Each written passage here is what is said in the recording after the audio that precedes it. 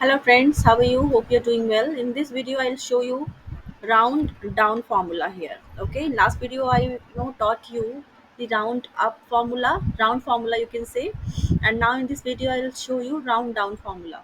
So here what I'll do is you can see already formula is applied here. So I'll remove the formula which is already applied here. I remove so that I could show you.